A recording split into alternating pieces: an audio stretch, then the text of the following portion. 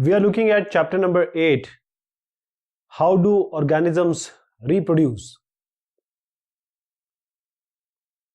How do organisms reproduce? The ability to produce new organisms by the organisms is known as reproduction.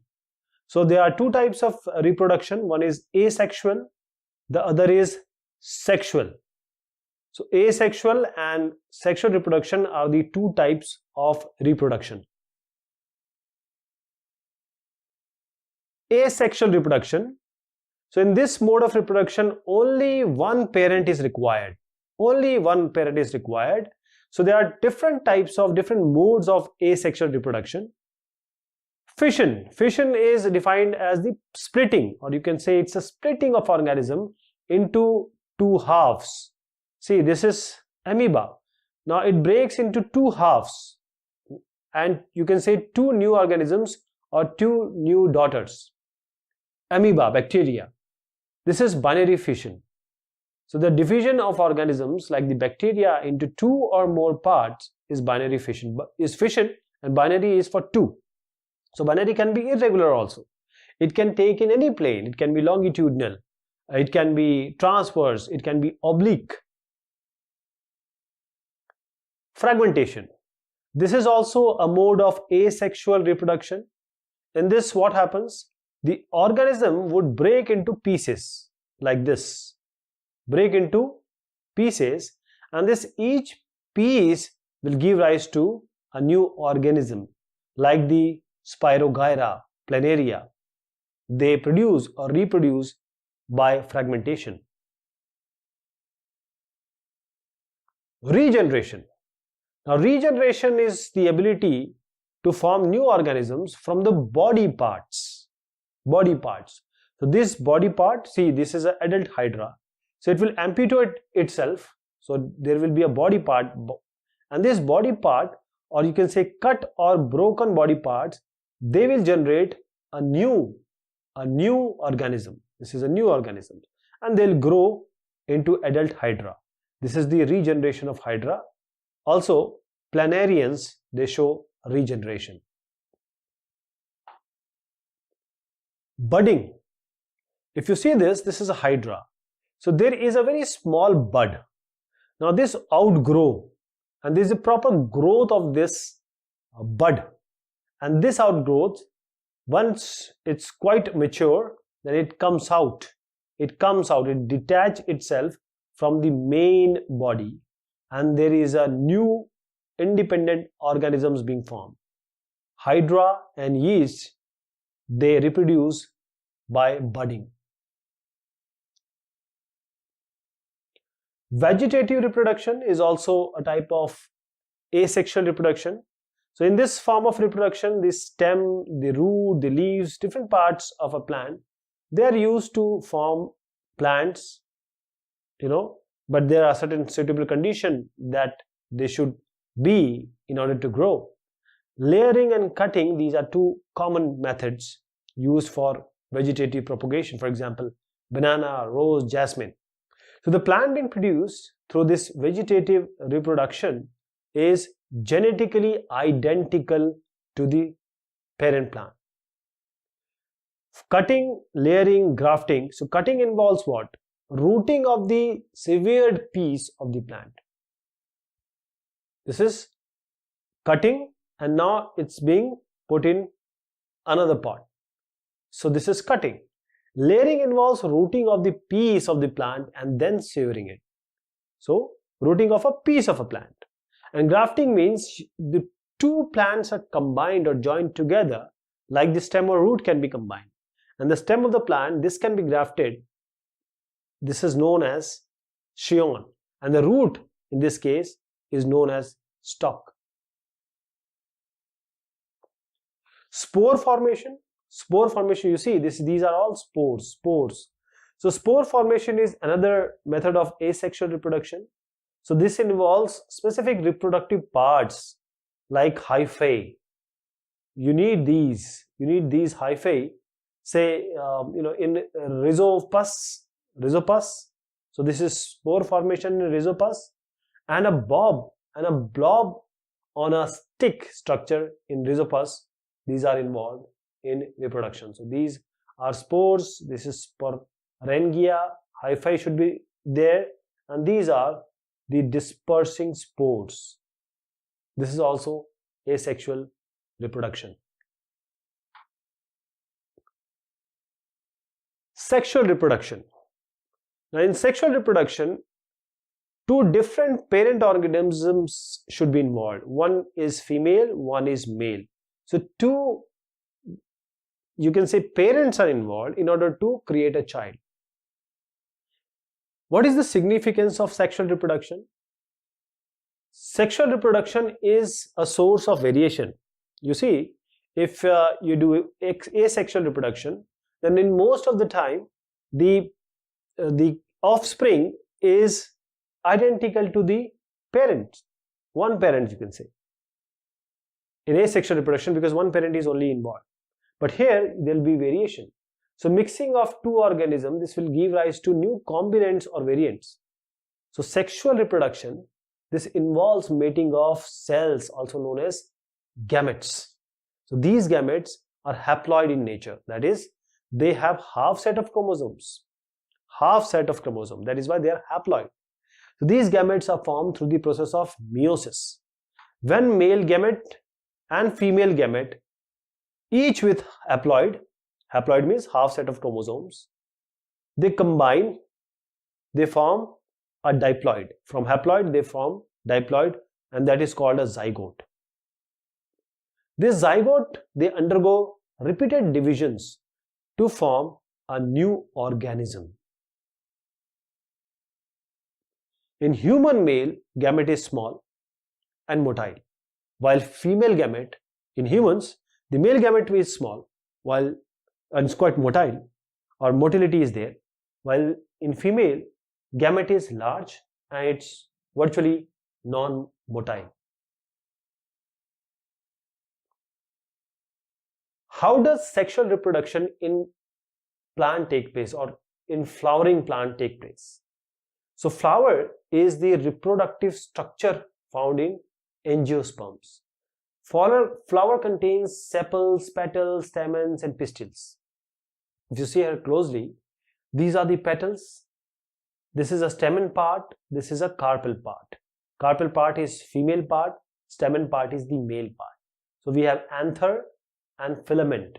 For the female part, this is stigma, style, and these are the ovaries.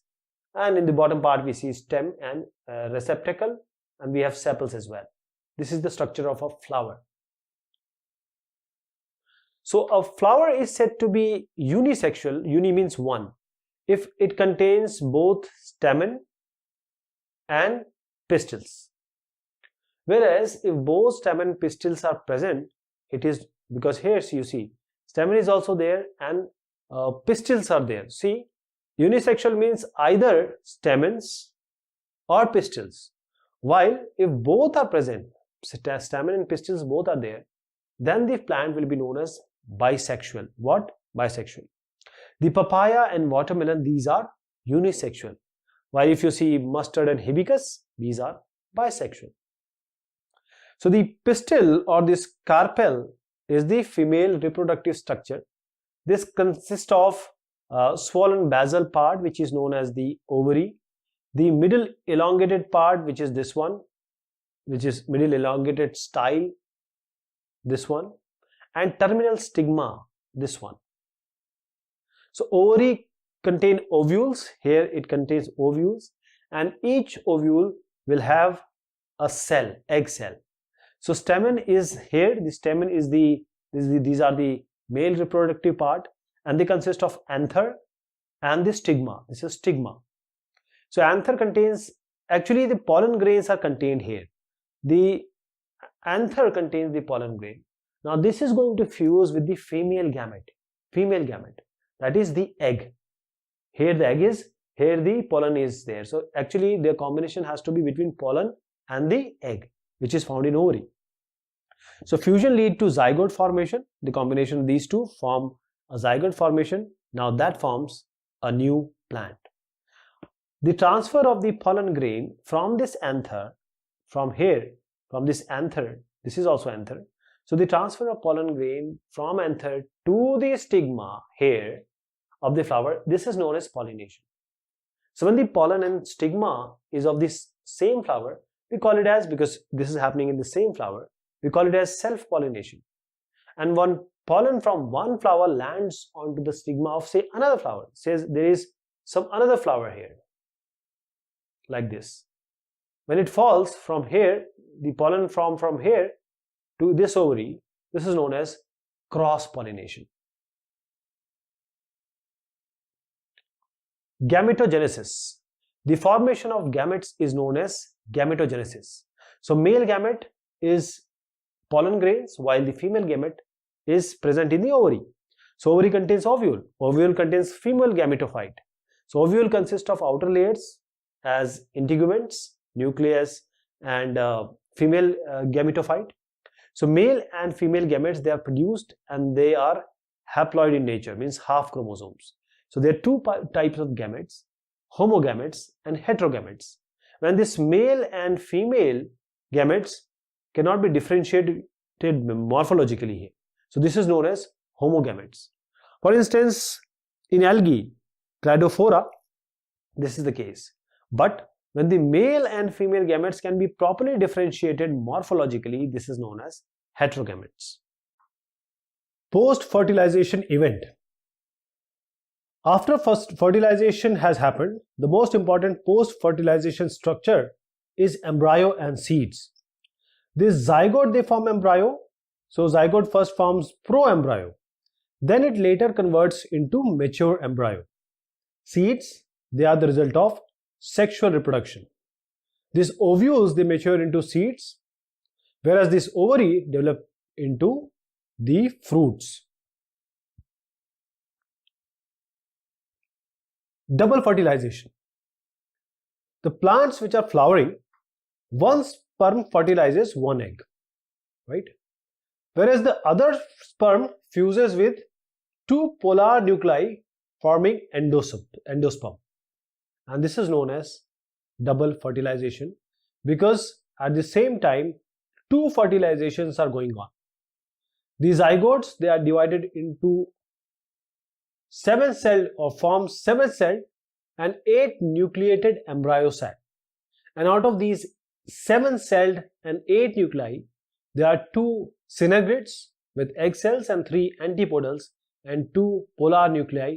These are there. So 2 polar nuclei, they fuse with one sperm and other sperm fuses with egg cell to form the zygote. So this is the whole process of double fertilization. Reproduction in human beings. Human beings, one is male, the other is female. So male and female, they reproduce sexually. When the girls and boys, they attain puberty, that is now they are reproductively or sexually active, means there is a lot of change in their body. For example, hair in the armpit grow, genital regions, they also carry hair. So these are common to both males and females, armpit hair and genital region hair. So girls have increased breast size, darkening of the skin and the tip of the nipples. And in the males, there are thicky hair or hairy facial growth. The voice also changes. This is male reproductive system. So male reproductive system comprises of 2 testes and 2 testicle, you can say a pair of testes, then glands, accessory ducts and male genitalia. So testis is this side. This is the site where male gametes or the cells, germ cells are produced. And they are located outside the body. See, this is the body and this is located outside the body. Why? Because this is in order to lower the temperature. So they are located outside the abdominal cavity. This is a sac-like structure. This is known as scrotum. And this is, as I just said, that to maintain the lower temperature required for the formation of the sperm. And this testis produces male hormone which is known as testosterone. This is needed for the development of secondary sexual characteristics like beard, mustaches, and the development of sperm in males. This one is a duct. So when vas deferens, this is a duct that transport the sperm to urethra, means from here going right from this path coming to this path. So when vas deferens is a duct that transport the sperm to urethra, and which is the common passage for both urine and sperm ejaculation. The prostate glands, if you see here, this is prostate, and seminal vesicle, which you see here, these are also found in males in order to nourish and for easy transport of the sperm in the female genital tract. The Cowper's gland, this produces mucus-like fluid, because in female vagina there is a lot of acid, or the female vagina is acidic. So it produces mucus-like fluid that neutralizes the acidity of the female vagina. All these secretions along with sperm, they form semen.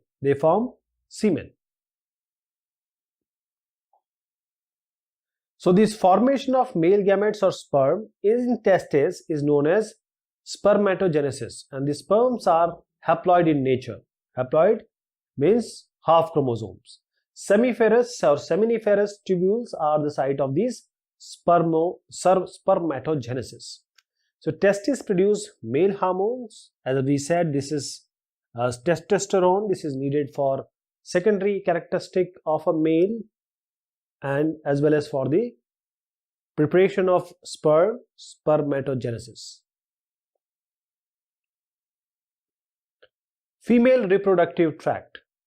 This is female reproductive tract. It contains two ovaries. If you see, these are ovaries 1 and 2, a pair of ovaries, and uterus. This is a uterus. Then we have cervix and vagina and external genitalia, which covers the inner part. So female egg, or you can call it as ova, these are produced in ovary. This place it is produced, ovaries. The formation ova in ovary is known as oogenesis. So this ovary produces female hormone like estrogen and progesterone. These hormones are also needed for female sexual development and for pregnancy as well. The fallopian tube, this is a tube, see, this is a fallopian tube. So this fallopian tube carries ova from the ovary to the womb, and two oviduct join to form the uterus. This all is uterus. So uterus then opens to vagina through this cervix. Sperm enter into female through vagina here at the time of sexual intercourse or sex. Then the sperm reaches the fallopian tube where it fuses the ova to form the zygote, and this is known as fertilization. Then zygote divides into embryo, as you see here. This embryo now gets implanted into the uterus, and the embryo development occurs in uterus to form the fetus. So fetus is formed from embryo, and now the mother is supplying nutrition to the growing fetus using the placenta. This is the placenta. And placenta helps in the exchange of nutrients, the gases, and the removal of excretory products. And the development of the child inside the womb of the mother take around 9 months to complete. And after that there is a rhythmic uterine contraction that leads to delivery of baby outside the female body. So here, this is the fallopian tube, this is the placenta, uterus, fetus, amniotic fluids are there, and amnion is this, and this is the umbilical cord. Here, this is cervix, which closes the opening, and this is the vagina. So if the eggs are not fertilized, then what happens? The uterine lining here, this uterine lining sheds off in the form of fluid known as menstrual fluid, and this discharge occurs from the vagina in the form of blood and mucus, and this is known as menstruation, and this may take from 2 to 8 days. Normally it's 4 to 5 days average. Reproductive health. So this is defined as the state of well-being in terms of safe sex intercourse, reproductive fitness, as well as the absence of any reproductive disease. Because if there is an unsafe sex, it can lead to various diseases. These are known as sexually transmitted diseases, and there are certain sexually transmitted diseases like gonorrhea caused by bacteria, syphilis caused by bacteria, AIDS, acquired immunodeficiency syndrome, and this is caused by HIV, immunodeficiency virus. IVF, this is an infertility treatment method.